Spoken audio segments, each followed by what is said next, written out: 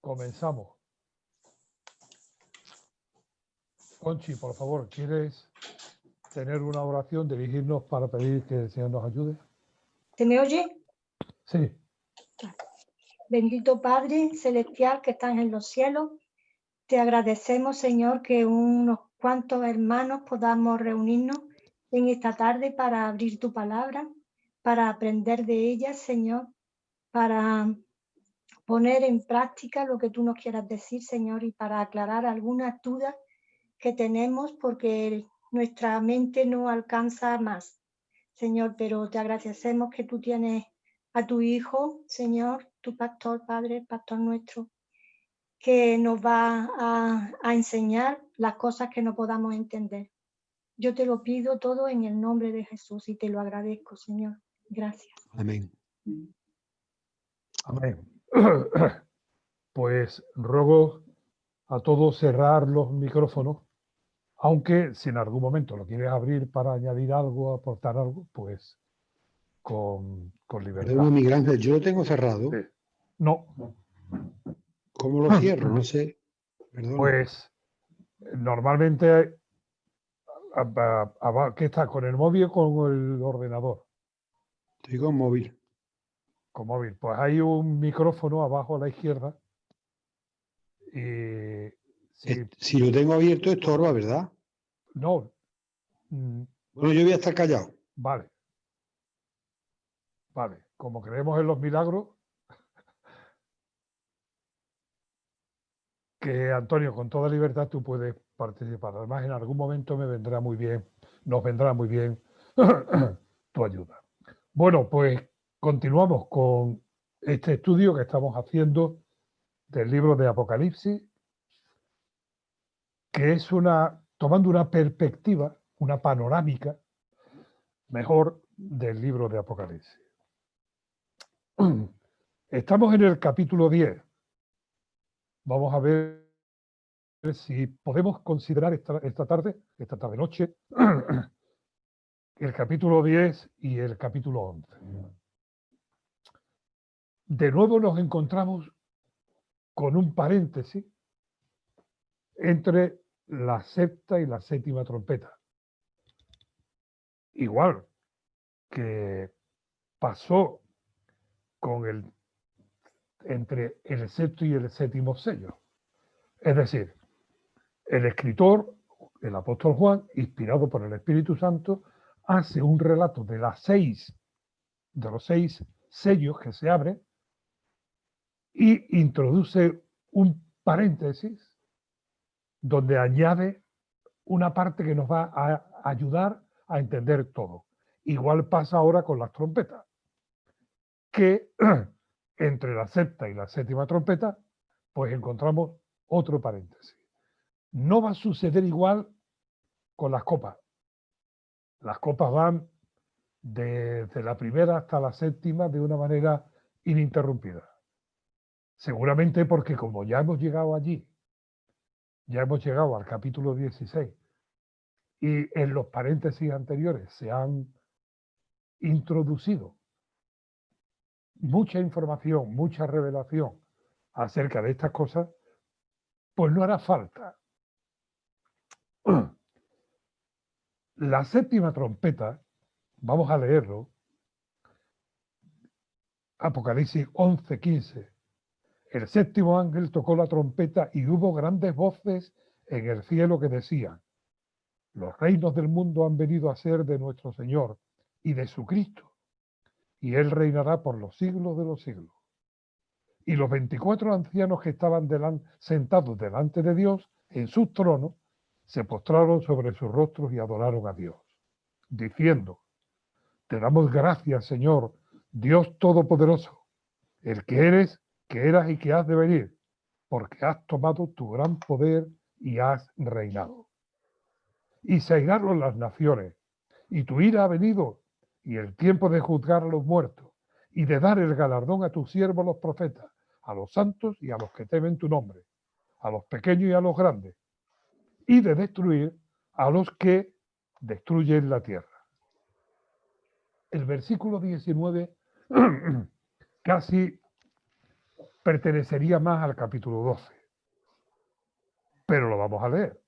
Y el templo de Dios fue abierto en el cielo y el arca de su pacto se veía en el templo. Y hubo relámpagos, voces, truenos, un terremoto y grande granizo. Con la séptima trompeta es la culminación de lo que tiene que ver con el periodo de la tribulación y de la gran tribulación.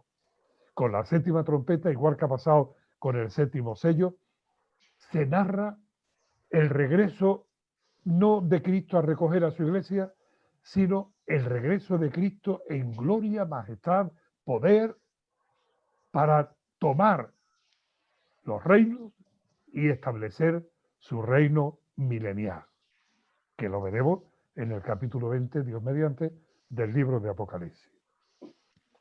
Por lo tanto, esta séptima trompeta pone final a la gran tribulación.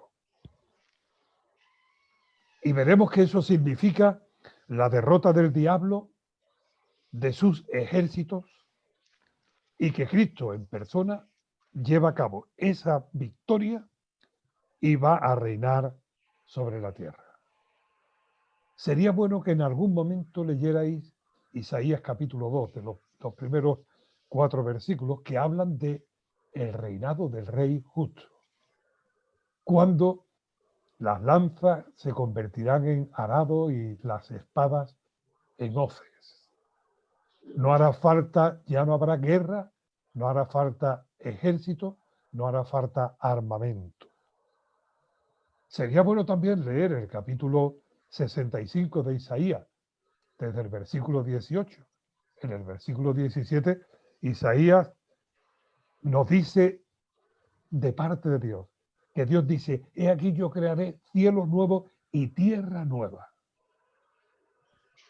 Pero he aquí yo os alegraría en las cosas que yo he creado. Y a partir del versículo 18, no está hablando de los cielos nuevos y la tierra nueva, sino de el reino milenial, el reino de justicia, el reino de verdad, el reino de paz, aquí en esta tierra, antes de que sea destruida y haya cielos nuevos y tierra nueva.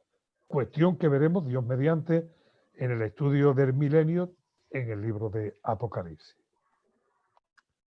Pero antes de que suene la séptima trompeta, han de suceder algunas cosas. Capítulo 10. Veamos. Vi descender del cielo otro ángel fuerte. Estamos hablando de la secuencia de las trompetas. Y antes que llegue al final, que es el final de los 7 años de la tribulación, esto sucede. Vi descender del cielo a otro ángel fuerte, envuelto en una nube, con el arco iris sobre su cabeza, y su rostro era como el sol y sus pies como columnas de fuego. Tenía en su mano un librito abierto, y puso su pie derecho sobre el mar y el izquierdo sobre la tierra. Y clamó a gran voz como ruge un león. Y cuando hubo clamado, 7 truenos emitieron sus voces. Parémonos aquí.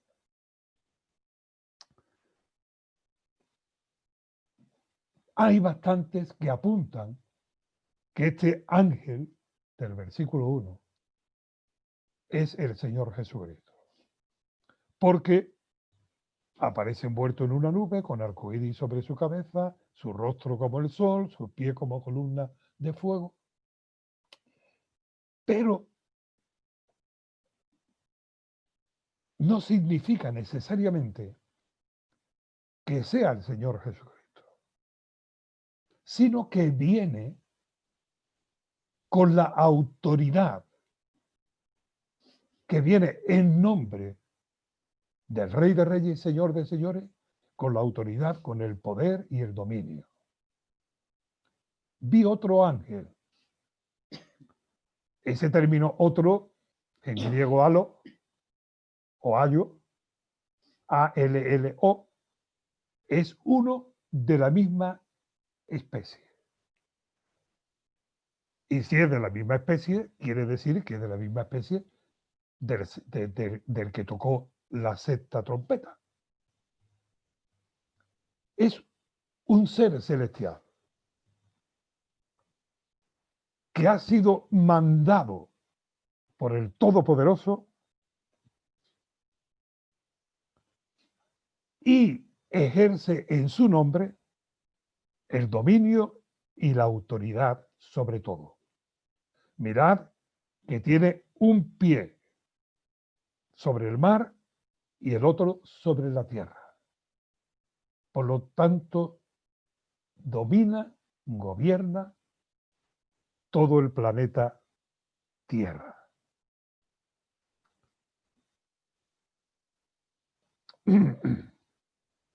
Tenía en su mano un librito abierto.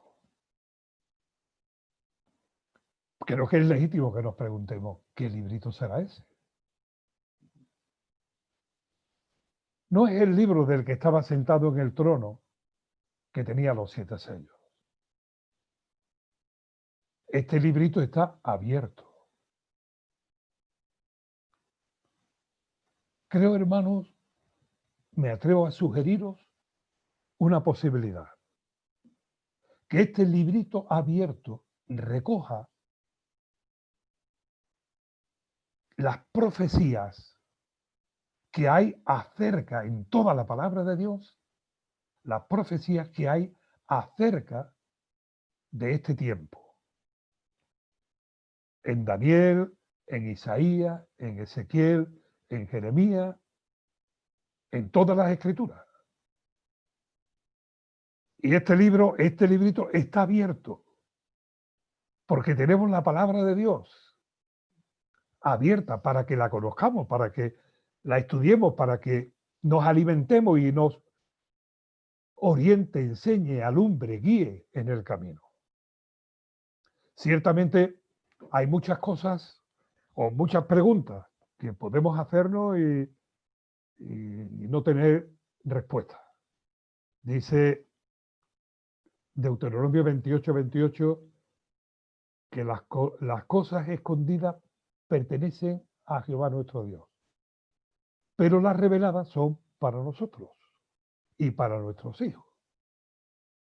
De manera que Dios ha revelado en su palabra muchos detalles, mucha información, mucha verdad acerca del final de los tiempos.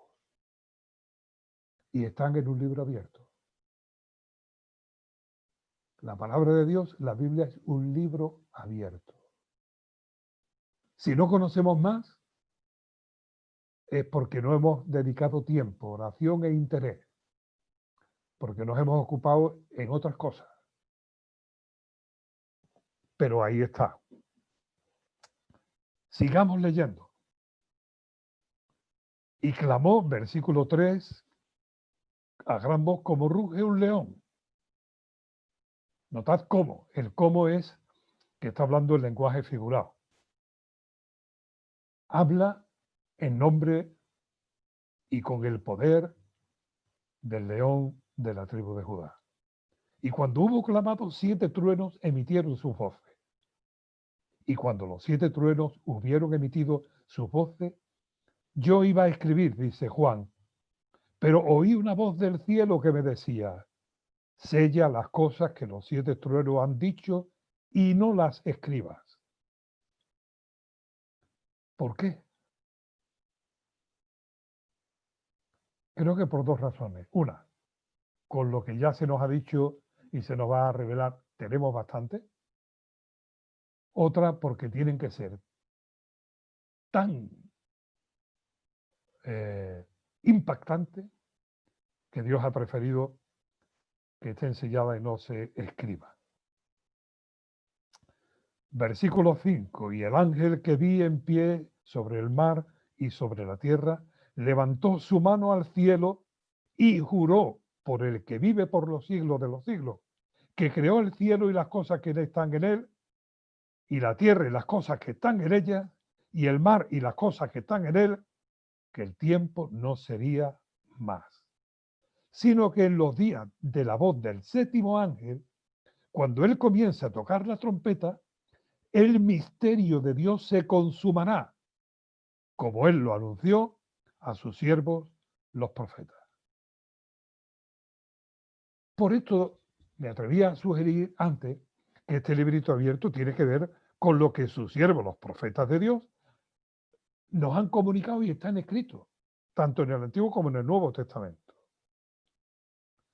Pero notad lo siguiente: el ángel levanta su mano al cielo como un gesto de compromiso y juró solemnemente, Dios no teniendo otro más grande por quien jurar, juró por sí mismo. Y aquí juró el ángel que ha hablado de los 7 truenos, juró diciendo, juró por Dios, por el que vive por los siglos de los siglos. Estamos hablando no solamente de algo solemne, sino estamos hablando de algo inusual. Que el tiempo no será más. Que ha llegado el final, el juicio a las naciones, ha llegado el tiempo. Que la paciencia de Dios ha sido colmada. Y que cuando el 7º ángel comience a tocar las trompetas, el misterio de Dios se consumará. Ahí el misterio, volvamos otra vez a recordar que no es algo escondido, sino algo que no había sido revelado, pero que ahora ha sido revelado. El misterio de Dios tiene que ver que todos los reinos de la tierra han venido a ser del Señor y de su Cristo.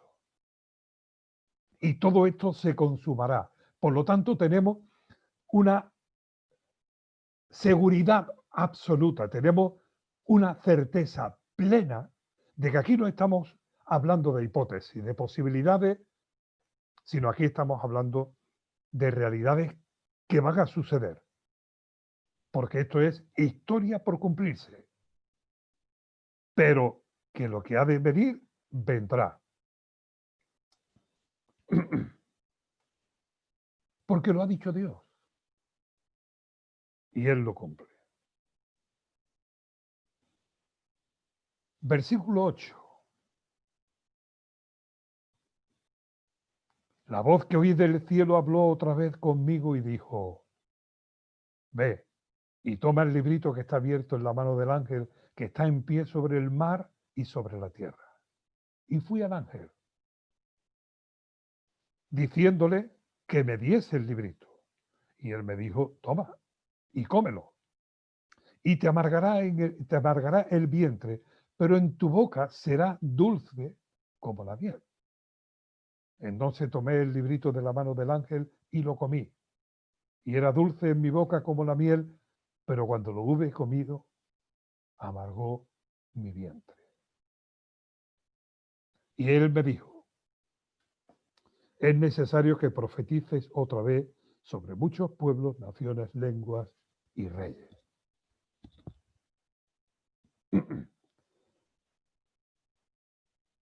Hallé tu palabra y la comí,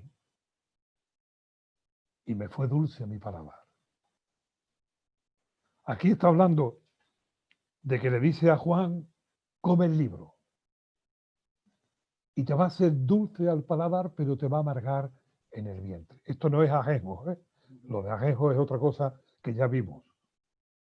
Aquí está hablando de ese doble efecto que tiene el Evangelio. Para uno es olor de vida y para otro es olor de muerte.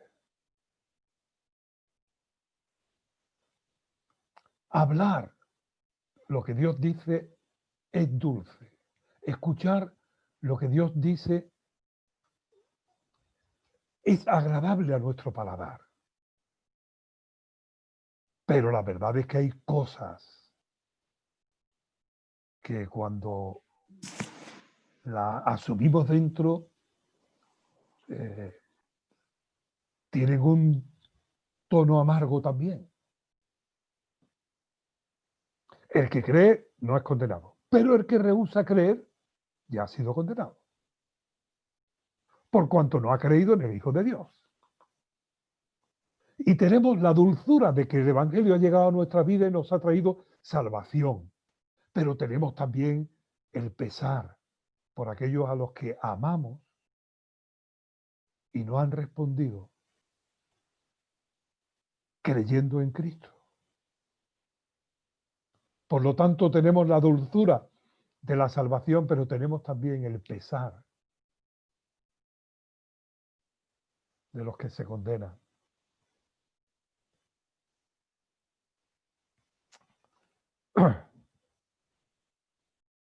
Juan 3:16, porque de tal manera amó Dios al mundo que ha dado a su Hijo unigénito, para que todo aquel que en él cree no se pierda, mas tenga vida eterna. Dulce. Porque no vino para condenar al mundo, sino para que el mundo sea salvo por medio de él. ¿Por qué no vino Cristo a condenar el mundo? ¿Sabéis por qué creo yo que él no vino a condenar el mundo? Porque el mundo ya estaba condenado. A consecuencia del pecado, el destino del ser humano es la condenación. Pero Cristo vino a salvar a los pecadores. Y ahí está la dulzura. Y él me dijo, es necesario, versículo 11, que profeticéis otra vez sobre muchos pueblos, naciones, lenguas y reyes. Oye, hay cosas dulces y hay cosas amargas, hay cosas dulces y hay cosas que nos agradan y hay cosas que nos duelen. Pero es necesario que sigamos predicando el Evangelio. Capítulo 11.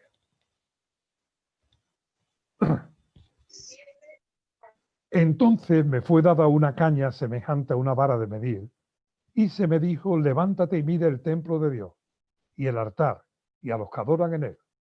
Pero el patio que está fuera del templo, déjalo aparte y no lo midas, porque ha sido entregado a los gentiles, y ellos hollarán la santa ciudad 42 meses. A ver, el lenguaje es meramente hebreo, meramente judío. Levántate y mide el templo de Dios, y el altar, y los que adoran a él. Pero el patio no lo midas. Es el patio de los gentiles.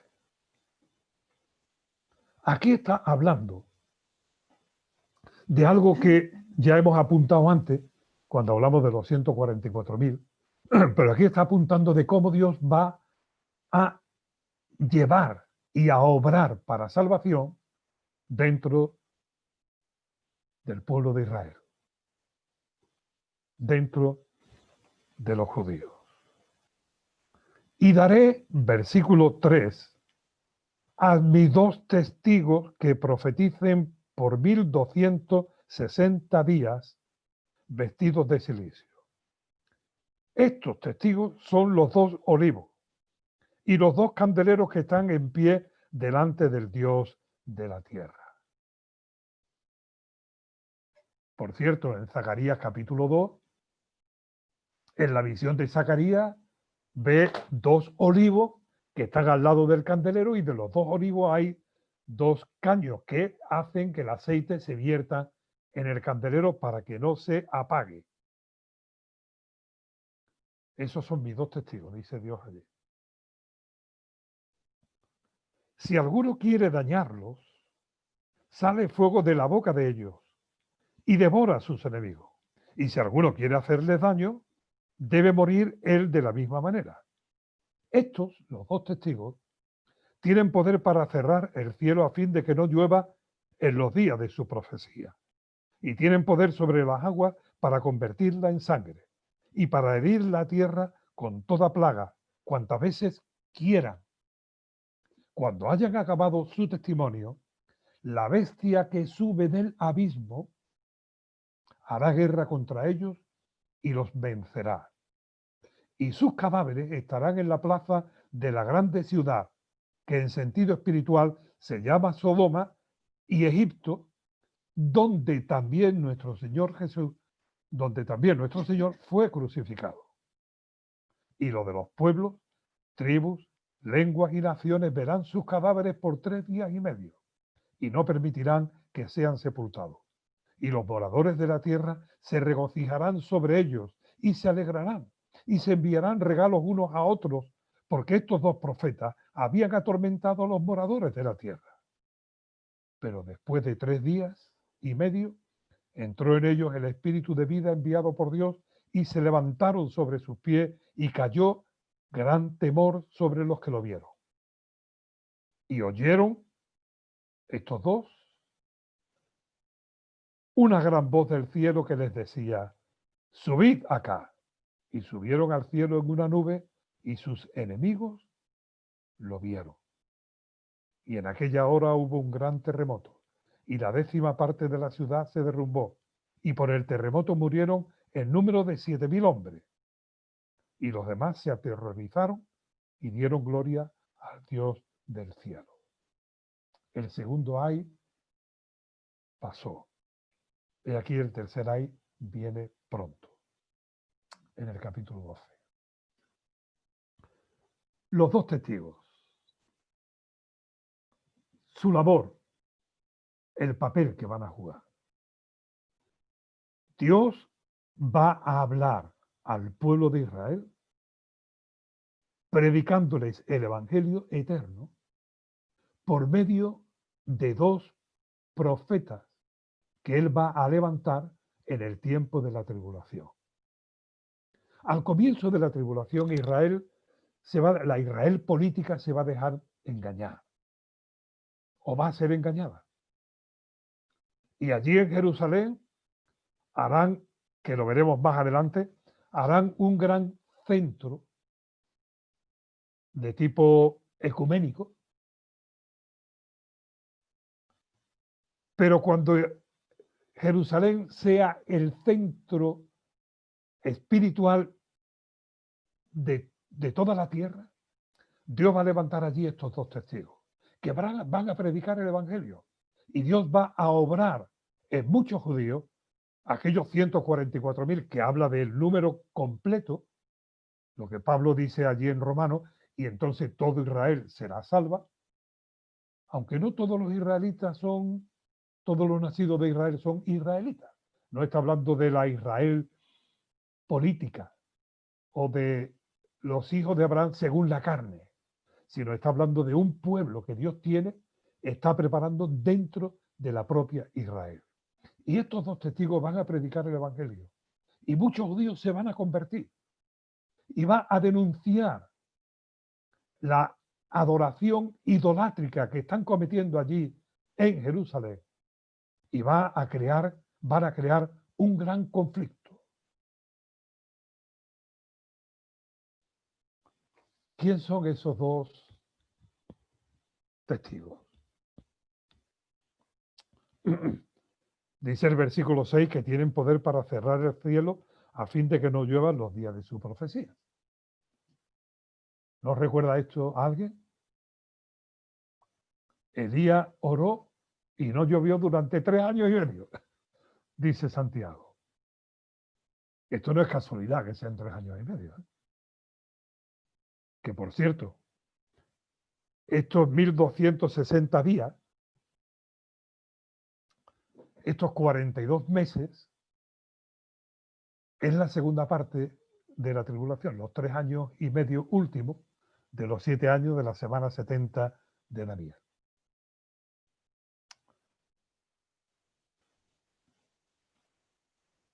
Elías no murió. Fue llevado al cielo en un carro de fuego.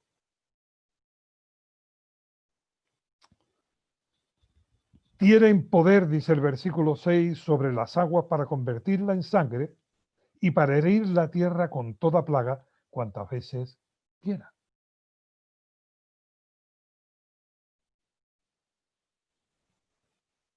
¿Será Moisés? Pues yo no lo sé, de verdad os lo digo. No lo sé porque la Biblia no lo dice. ¿Quién son estos dos? Y a algunos se enzarzan ahí en discusiones si es Enoc y Elías, porque ninguno de los dos vio muerte. Enoc fue arrebatado, caminó con Dios y Elías fue llevado en un carro de fuego. Pero por la descripción otros dicen, no, Enoc no, Moisés. Y además es que cuando Jesús estuvo en el monte de la transfiguración,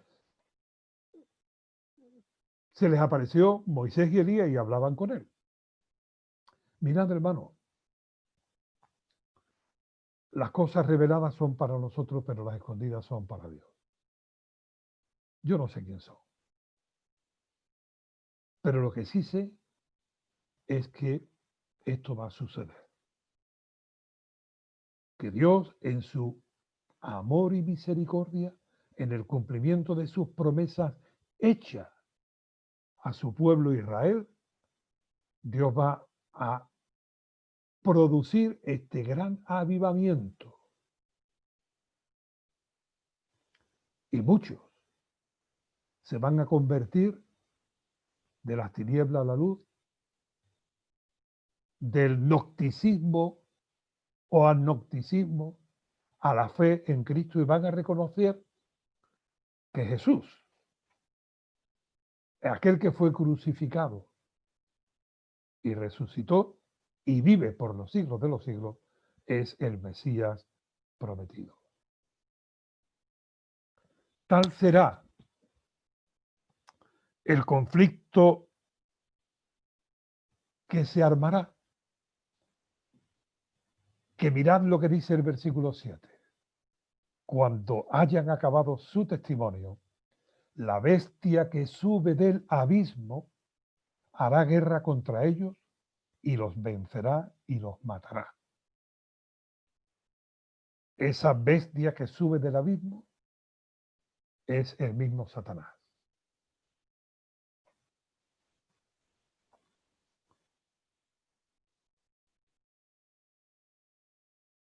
Satanás usa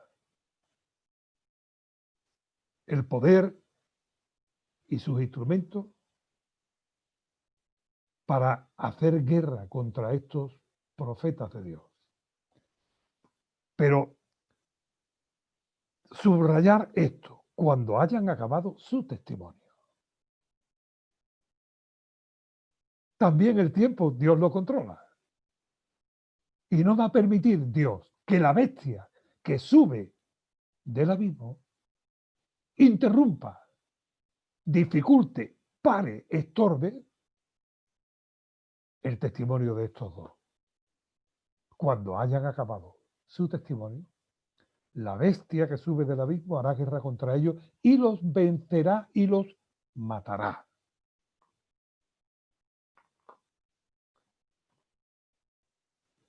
Eso mismo pensaron de Jesús, cuando lo vieron crucificado en la cruz y cuando lo vieron morir allí, dijeron, bueno, ya se acabó, derrotado. Pero la muerte no lo pudo retener, el sepulcro no lo pudo retener. Mirad, versículo 8, y sus cadáveres estarán en la plaza grande de la grande ciudad que en sentido espiritual se llama Sodoma y Egipto, donde también nuestro Señor fue crucificado. Es decir, esto es Jerusalén. La Jerusalén de allí, de Palestina. Y de los pueblos, tribus, lenguas y naciones verán sus cadáveres por 3 días y medio y no permitirán que sean sepultados. Y los moradores de la tierra se regocijarán sobre ellos y se alegrarán Pensad que esto hace casi 2000 años que fue escrito. Y dice aquí que los de los pueblos, tribus, lenguas y naciones verán sus cadáveres por 3 días y medio. Cuando una noticia desde Jerusalén a Roma tardaba mucho tiempo en llegar, aquí se habla que de todas las naciones, tribus, lo verán. Hoy sabemos que esto no es ninguna fantasía. Porque aquí estamos cada uno en nuestra casa y nos estamos viendo. Y si alguien quisiera desde el otro extremo de la Tierra estar participando con nosotros, en directo también.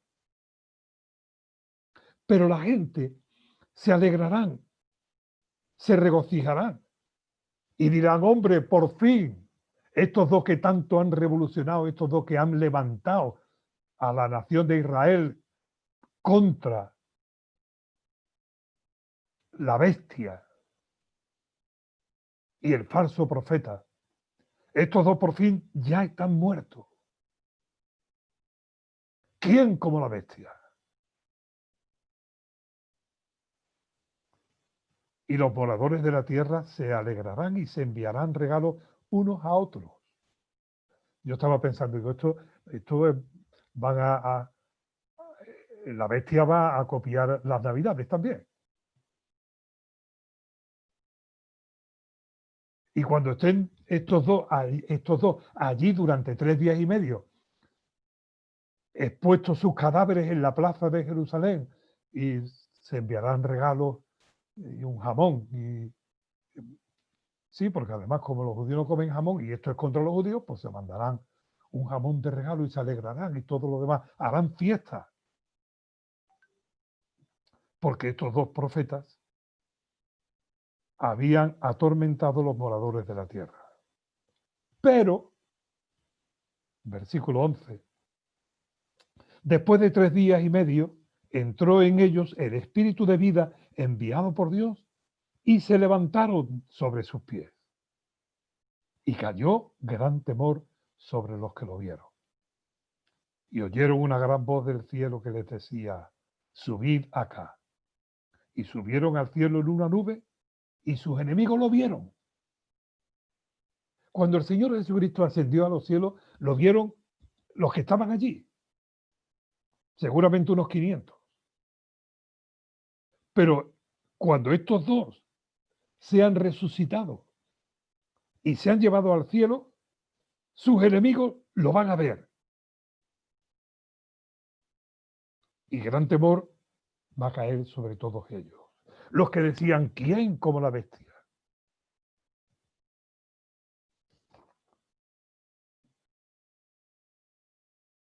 En aquella hora hubo un gran terremoto y la 10ª parte de la ciudad se derrumbó y por el terremoto murieron en número de 7000 hombres y los demás se aterrorizaron y dieron gloria al Dios de los cielos. Tal será la conmoción que probablemente haya un terremoto en Jerusalén y se produzca esto que acabamos de leer. Este es el segundo ay. Viene el tercer ay. Pues vamos a leer los versículos del 15 al 19. El 7º ángel tocó la trompeta y hubo grandes voces en el cielo que decían, los reinos del mundo han venido a ser de nuestro Señor y de su Cristo, y Él reinará por los siglos de los siglos. Y los 24 ancianos que estaban sentados delante de Dios en sus tronos se postraron sobre su rostro y adoraron a Dios, diciendo, te damos gracias, Señor, Dios Todopoderoso, el que eres y que eras y que has de venir, porque has tomado tu gran poder y has reinado. Y se airaron las naciones, y tu ira ha venido, y el tiempo de juzgar a los muertos, y de dar el galardón a tus siervos los profetas, a los santos y a los que temen tu nombre, a los pequeños y a los grandes, y de destruir a los que destruyen la tierra. Y el templo de Dios fue abierto en el cielo, y el arca de su pacto se veía en el templo. Hay muchos que han estado buscando el arca perdida. Mira dónde está. Y hubo relámpagos, voces, truenos, un terremoto y grande granizo.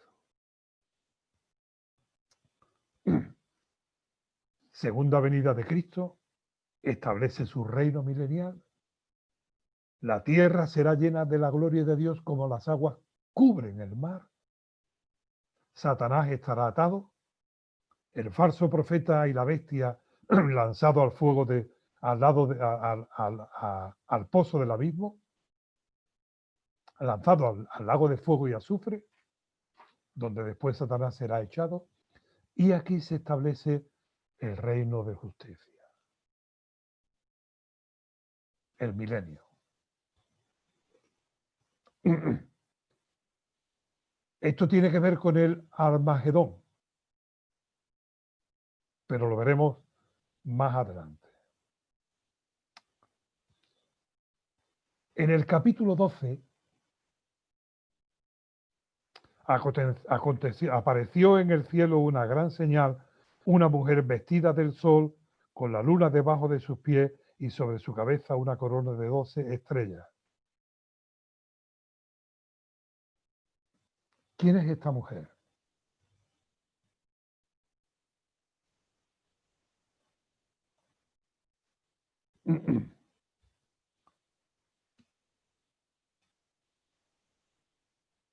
La Iglesia Católica Romana hace una interpretación parcial que durante los primeros siglos de la historia de la Iglesia no hay señal alguna de esta interpretación, de que es la bienaventurada Virgen María. Esta es la que Murillo pintó, dicen, como la Inmaculada Concepción. Hoy hablando con el cura de mi pueblo, me decía, hombre, en Apocalipsis 12 está la Virgen de Apocalipsis. Y yo le dije, Francisco, no te equivoques. No, ya lo sé, ya lo sé. Es más, a mí en el seminario hasta me llegaron a llamar la atención porque yo dije, pero es que no dice Apocalipsis que sea María. ¿Quién es?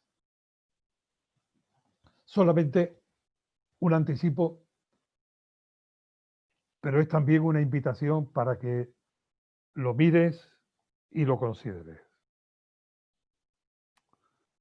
En Génesis capítulo 37, José, el hijo de Jacob, tiene un sueño y le dice a los hermanos, he tenido un sueño. Y había 12 haces de espiga y 11 se inclinaban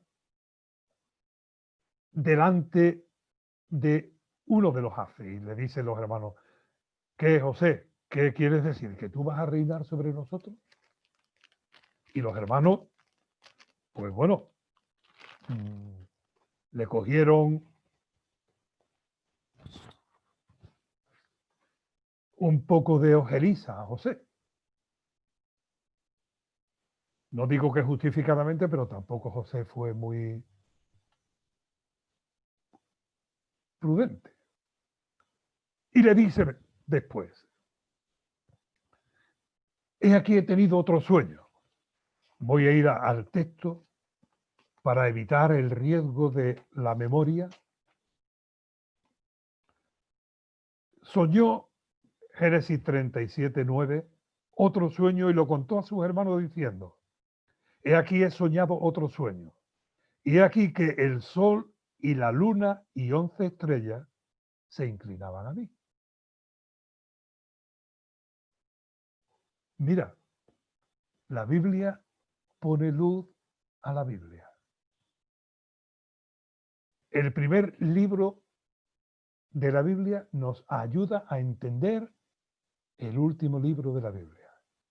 Esta mujer es Israel como nación. José con su sueño nos da la ilustración.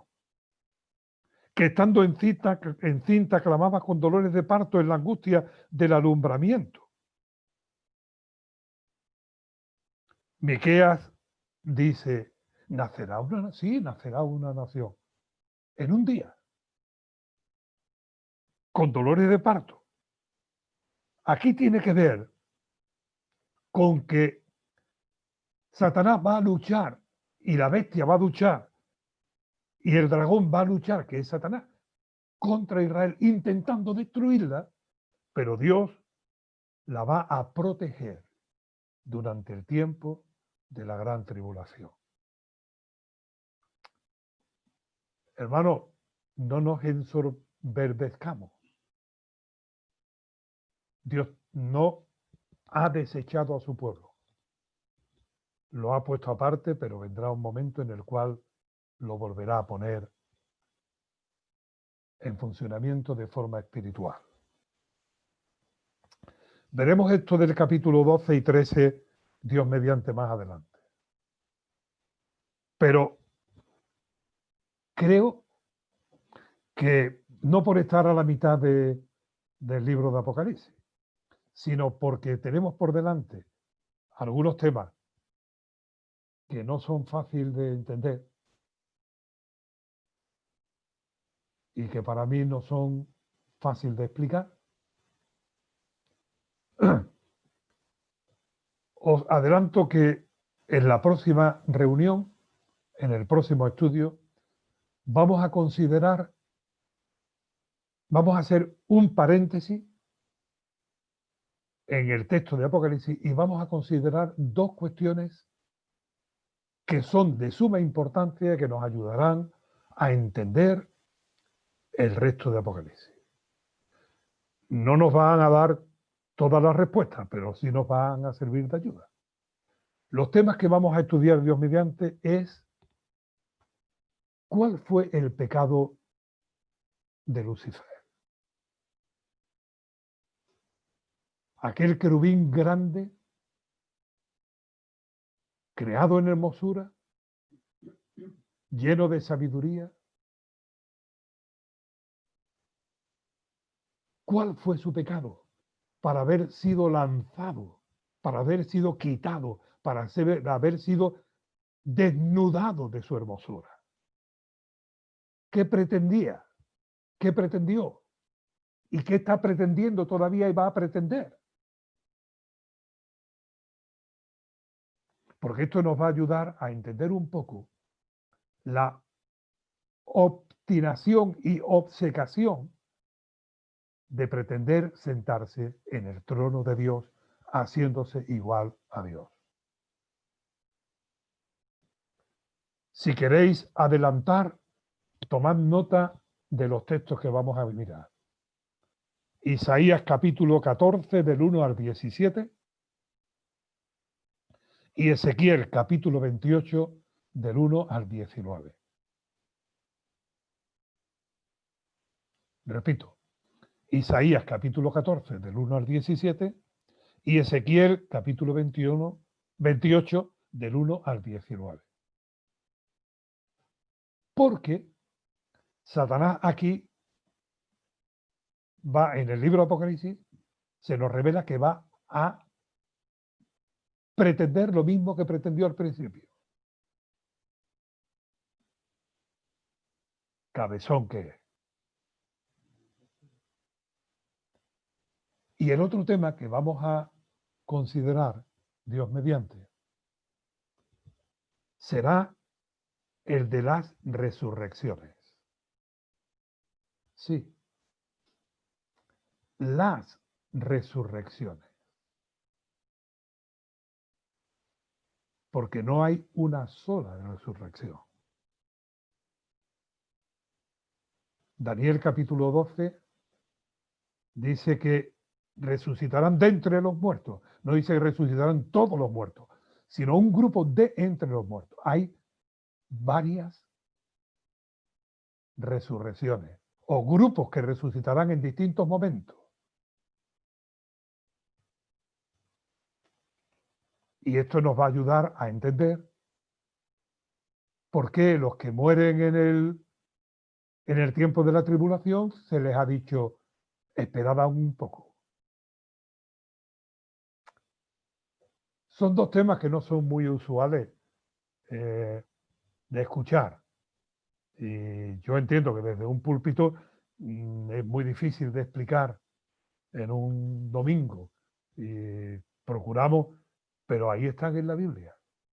Miraremos, Dios mediante, el pecado de Satanás y también las resurrecciones.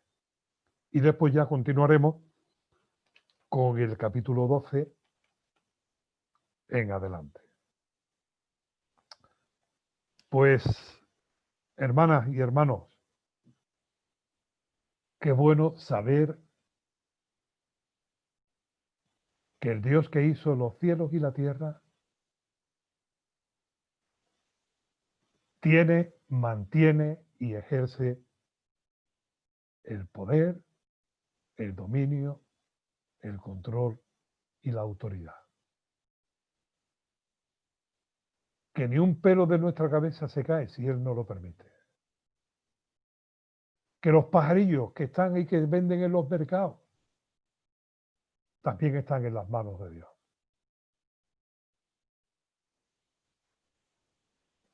Y el futuro no depende de la casualidad, ni está sujeto a los avatares, sino es el tiempo en el cual Dios va a cumplir todo lo que ha anunciado por medio de sus siervos, los profetas. Gracias. Terminamos en oración y dándole gracias a Dios. Señor, necesitamos de la ayuda y el auxilio, la iluminación de tu Espíritu Santo. Necesitamos también ejercitar un corazón dócil y humilde. Necesitamos, Señor, que tus pensamientos estén sobre nuestros pensamientos. Ayúdanos a confiar en ti para que se disipen, Señor, todas las angustias de nuestra alma. Estamos en tus manos y poderoso eres tú para guardarnos. Gracias porque en tu palabra tenemos la revelación de lo que tú vas a hacer. Porque todo es para gloria tuya, para gloria de tu nombre. Gracias por Cristo Jesús. Gracias por tu Espíritu Santo. Gracias por la eternidad que nos aguarda contigo. Gracias en el nombre de Jesús. Amén.